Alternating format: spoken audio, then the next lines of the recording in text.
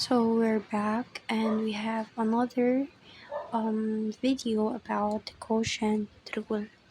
So now I will discuss or teach what is or how to solve gamit yung quotient rule. So again, as per of my first video, I'll make some concept on how to solve the quotient rule.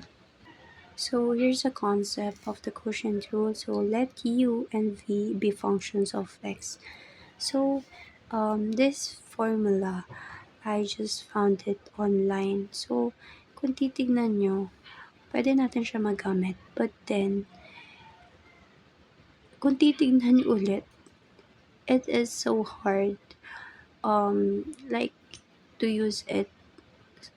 Siguro kung sa matatalino, they find it easy to do, but then it is a uh general knowledge, like para mas madali natin siya, lalo na para sa lahat, including sa mga mahihina sa math. So I have this formula in which h of x is equals to f of x over g of x. Yan. And then the derivatives of this would be g g of x times f prime of x minus f of x and times g derivative of x. Yan. All over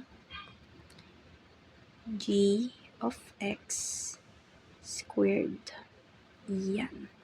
Squared natin siya. So, kung titignan nyo, mas simple siya tignan kesa dito, diba? So, ito yung pinaka-general na formula na siguro pwedeng gamitin ng lahat. General eh.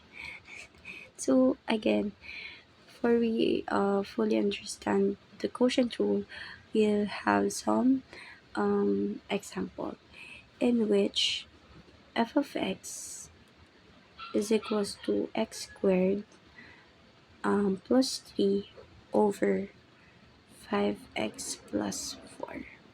Yan. So we have this given. So our numerator, the numerator would be u. Okay? So x squared. So ang numerator natin would be u. That is x squared plus 3. Okay? So kukuhain natin yung derivative ng u, which is ito. Diba? So, para makuha natin yung derivative niya, so, mali. Du over dx is equals to, dahil gagamitin natin ay yung, and again, gagamitin natin yung power rule, in which ito, lalagay natin dito. Ta-times natin dito, which is ito, diba, basically 1 na yan. So, ito, magiging 2x. Tama.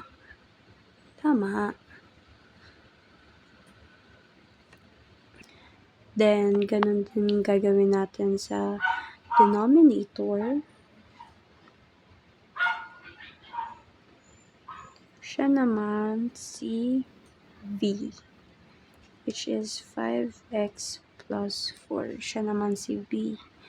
Para makuha natin, dahil wala naman siyang nandito, so hindi applicable sa kanya yung power rule. So dv over dx 5.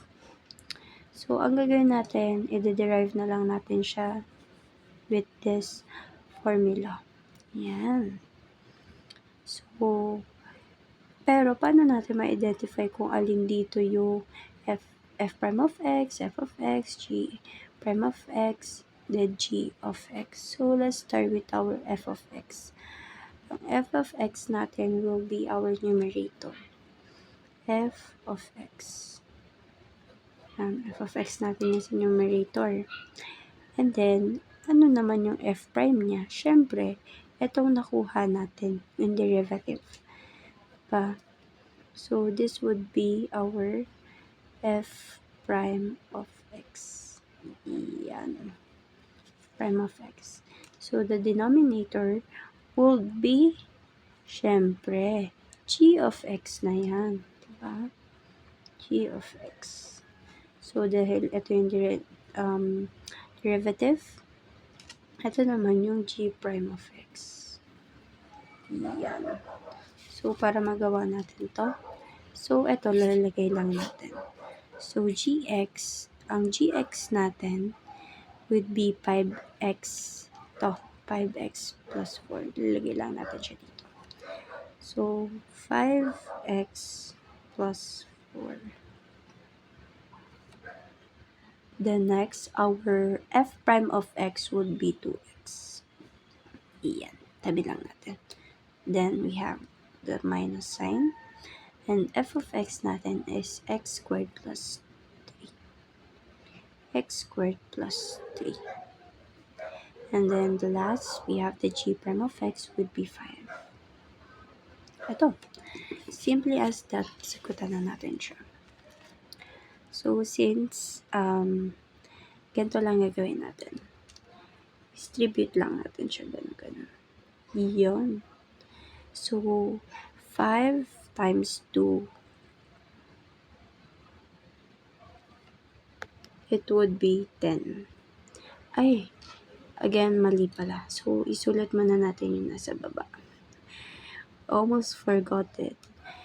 gx squared, which is ang gx natin, 5x. 5x plus 4 squared. Tama? Tama na yan. So, again, dito na natin siya gagawin. Sorry, na-excite ako. So, dito na natin siya gagawin. It would be 5 times 2, it would be 10x squared. Dahil x, both 1 plus 1, 2. And then, plus 4 times 2 would be 8x. Minus the sign, distribute din natin siya. X squared times 5, it would be 5x squared. Ito may possibility na mabago yung sign. Again, kaya siya may quantity. Plus 3 times 5, it would be 15. Yan. And, again, sorry. All over 5x plus 4 squared. Yan. So, copy lang natin to and aayusin natin tong may quantity. So, 10x squared plus 8x. Minus pa rin yan. So, since babaguhin natin to, magiging minus to. Magiging minus 5x squared minus 15. Yan. Para ma-move natin siya, matanggal natin siya. Quantity. Over 5x plus 4 squared. Simply as that. And then, hahanap lang tayo ng similar terms. Similar terms natin in which, eto, diba, pareha sila. Dahil minus yan, nagiging, ilan na lang? 5x squared. Yan. 5x squared plus, dahil siya lang nag-iisang isang x, 8x minus 15 over 5x plus 4 squared. This would be our answer.